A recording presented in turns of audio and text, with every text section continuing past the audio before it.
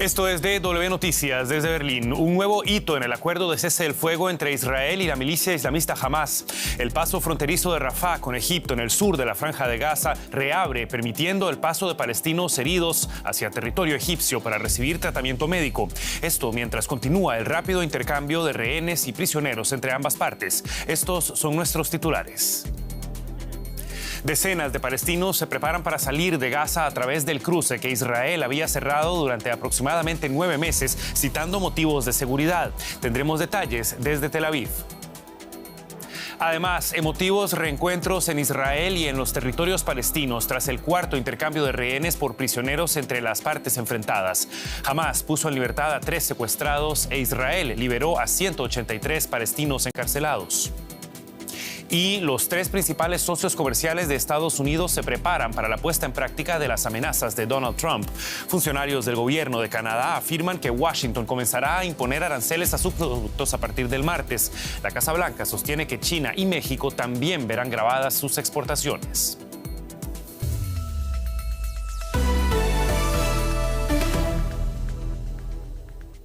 Los saluda Javier Arguedas. Gracias por informarse con nosotros. Por primera vez en cerca de 9 meses, el paso fronterizo de Rafah entre Gaza y Egipto volvió a abrir sus puertas.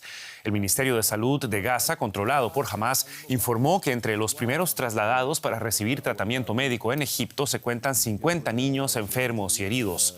Conforme el acuerdo de cese el fuego, los milicianos de Hamás también podrán cruzar la frontera para recibir asistencia médica. El ejército israelí cerró el paso en mayo del año pasado tras tomar el control sobre la zona.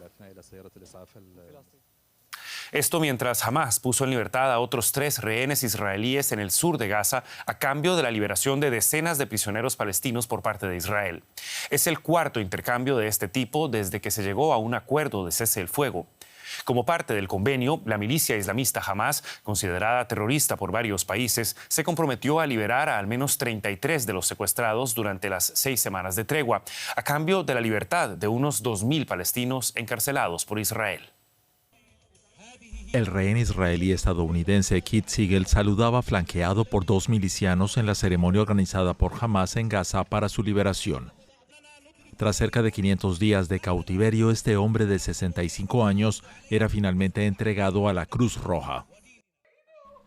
En Israel, la esposa de Kit seguía la ceremonia en vivo, aliviada al ver por fin libre a su marido.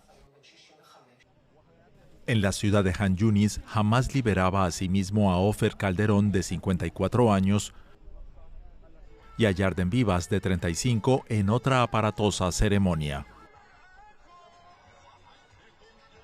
Un par de horas después, Ofer se reencontraba con sus hijos.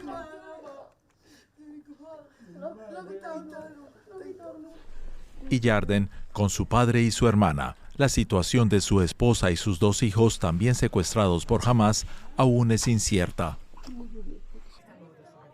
En las calles de Tel Aviv se celebraban las liberaciones.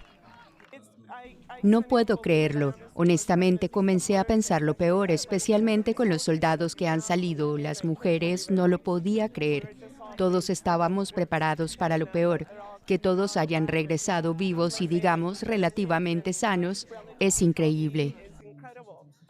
También había alegría en Cisjordania, donde una multitud se congregó para recibir a los presos palestinos liberados por Israel. Las autoridades penitenciarias israelíes informaron en un comunicado que fueron puestos en libertad 183 palestinos, muchos de ellos en Gaza.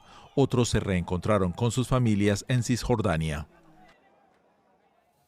La periodista Maya Siminovich se encuentra con nosotros desde la ciudad de Tel Aviv, donde da seguimiento al rápido desarrollo de estos acontecimientos. Maya, muy buenas noches para vos. Conforme se liberan más secuestrados, crece la zozobra entre los familiares de quienes todavía permanecen en manos de Hamás. Israel exige ahora información sobre los 2 últimos niños que siguen en Gaza, Ariel y Kfir Vivas, además de su madre, luego de que el padre fuera liberado por la milicia islamista. ¿Qué dudas hay sobre el estado y el paradero de los menores? Pues en realidad no se sabe nada de los menores ni de Shiri. Por eso Israel está pidiendo a Hamás desde hace mucho tiempo y ahora en la última semana ha intensificado que dé señales de vida de los tres. Lo único que se sabe es en un vídeo que publicó Hamás hace bastantes meses que le dijeron, según una rehén también secuestrada junto a Yarden Vivas, que vio que esto sucedía, que los guardas de Hamás le dieron la noticia de que su familia estaba muerta por un bombardeo israelí y en el momento ese le grabaron un vídeo. Ese fue el vídeo difundido de Yarden Vivas, desesperado, culpando a Netanyahu de todo lo sucedido. Entonces no hay realmente ninguna información fidedigna. El ejército israelí dice que no ha sido capaz de verificar si esto es cierto, lo que dice Hamás, de que no están con vida, y sin embargo sí que trasladan a las familias, a la familia Vivas, que tienen serias preocupaciones por el bienestar de los tres. Maya, también vimos este sábado la liberación de 183 prisioneros palestinos. ¿Qué se sabe sobre sus identidades y sobre su estado de salud, considerando que el Club de Prisioneros denuncia señales de abuso durante el encarcelamiento? Se sabe lo que publican los medios palestinos, porque Israel no ha publicado la lista de los liberados. Son 76 palestinos presos de seguridad, de ellos 14 con condenas a perpetuidad. Y otros 111 gazatíes que fueron arrestados en Gaza después del 7 de octubre, pero que no tienen ninguna implicación, según determinaron las autoridades israelíes, con el asalto de Hamás del 7 de octubre. Todas estas personas han sido devueltas desde donde procedían. Uno de ellos, por ejemplo, como digo, los 111 que no estaban involucrados, pero de los que sí estaban involucrados hay bastantes personas de Fatah, del brazo armado de Fatah. Uno de ellos es alguien que activó una bomba al paso de un autobús de pasajeros en 2002 en Israel y mató a 17 personas. Él cumplía 17 cadenas perpetuas y ha sido devuelto a su casa en Cisjordania. 7 de los presos liberados han sido regresados a Gaza, el resto a Cisjordania. Esto es.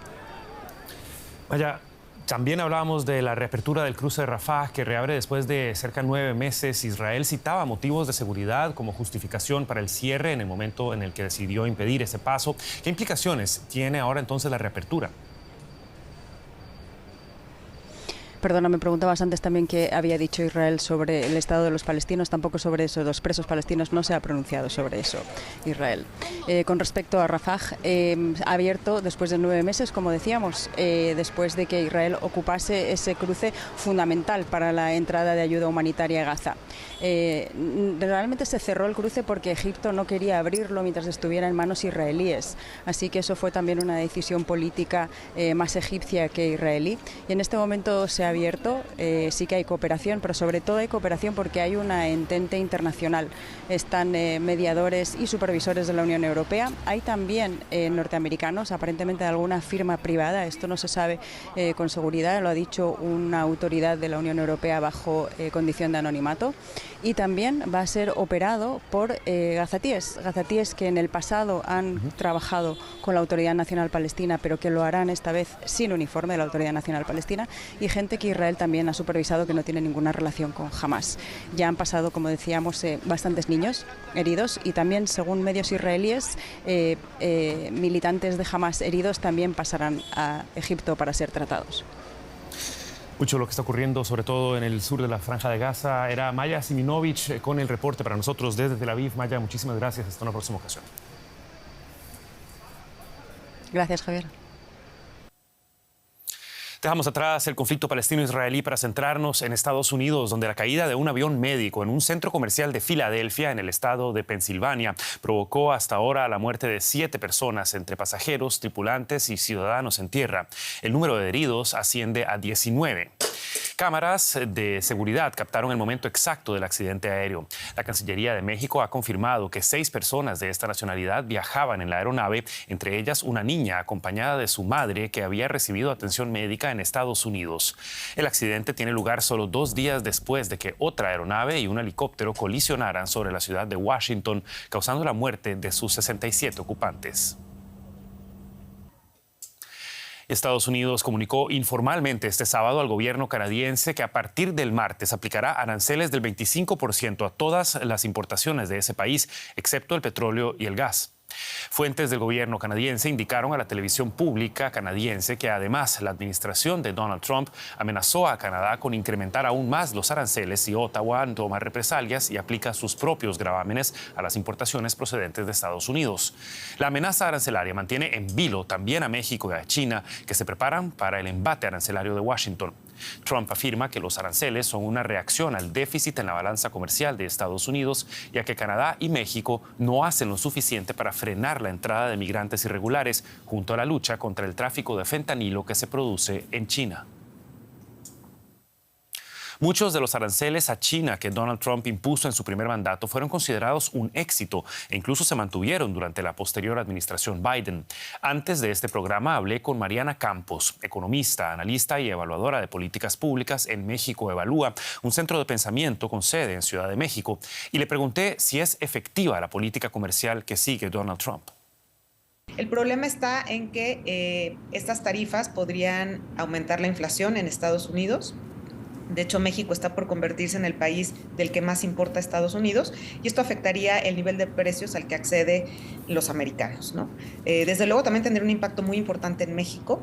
Si, por ejemplo, se cumple que el 25% de tarifas a todas las importaciones en ese país de México, pues eso podría tirar las exportaciones mexicanas en 12%.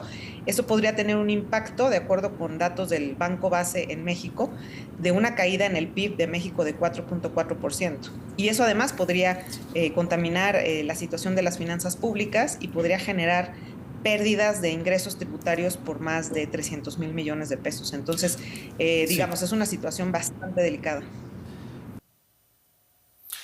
Entre tanto, el nuevo jefe de la diplomacia estadounidense, Marco Rubio, inicia este sábado una gira por Centroamérica para, entre otros temas, tratar con los gobiernos de la región los planes de deportación de migrantes de la administración Trump. El primero de los países que visita es Panamá, donde en las últimas horas agentes policiales se enfrentaron a manifestantes que protestan contra las amenazas de Trump de asumir el control del Canal de Panamá. El jueves, el presidente panameño José Raúl Mulino rechazó cualquier negociación sobre el canal, mientras que Trump no ha descartado el uso de la fuerza militar. En su gira, Rubio también tiene previsto visitar El Salvador, Costa Rica, Guatemala y República Dominicana para trasladar a estos países los planes de Washington de repatriar a migrantes irregulares. Y es tiempo de hacer un repaso de otras noticias que estamos siguiendo para ustedes a esta hora. Las autoridades ucranianas informaron de una oleada de ataques aéreos rusos perpetrados durante la noche que provocaron la muerte de al menos 12 personas. 7 de ellas fallecieron en la ciudad de Poltava, en el centro del país, donde un misil impactó en un bloque de apartamentos. Las fuerzas aéreas ucranianas afirman que durante el ataque aéreo, Rusia lanzó 165 misiles y drones suicidas. Las autoridades sanitarias de Sudán confirmaron la muerte de más de 50 personas y un saldo de 150 heridos tras un ataque de los paramilitares de las denominadas Fuerzas de Apoyo Rápido en un mercado de la ciudad de Omdurmán. El prolongado conflicto entre las Fuerzas Armadas de Sudán y las Fuerzas de Apoyo Rápido se ha cobrado ya decenas de miles de vidas en el país. En Serbia, decenas de miles de personas marcharon contra la corrupción del gobierno en la ciudad de Novi Sad. La manifestación, encabezada por estudiantes, se produce a 3 meses del derrumbamiento del techo de una estación de tren en el que murieron 15 personas. El episodio, que desencadenó protestas masivas, terminó con la dimisión del primer ministro serbio Miloš Vučević. Y en varias ciudades de Alemania tuvieron lugar este sábado multitudinarias manifestaciones contra el partido de ultraderecha AfD y contra la Unión Cristiano-Demócrata, que en la última semana fracasaron en el Parlamento al intentar de forma conjunta endurecer la política migratoria alemana. Una asociación que, pese a haber fracasado en el Pleno, rompió con el llamado muro de contención, una doctrina que ha prohibido desde la posguerra a los partidos tradicionales pactar con la ultraderecha. Y antes de irnos, el expresidente de la República Federal de Alemania, Horst Köhler, falleció este sábado a la edad de 81 años. Según comunicaron las autoridades alemanas, el deceso de Köhler se produjo tras una breve y grave enfermedad. Economista de formación, dirigió durante 4 años el Fondo Monetario Internacional. Entre 2004 y 2010 fue también presidente de Alemania, un cargo esencialmente representativo dentro de la estructura del Estado. Un año después de ser reelegido, se convirtió en el primer jefe de Estado alemán en dimitir dimitir tras una polémica causada por sus críticas al despliegue de soldados alemanes en Afganistán. Entre 2017 y 2019 desempeñó el cargo de enviado especial de la ONU para el Sáhara Occidental.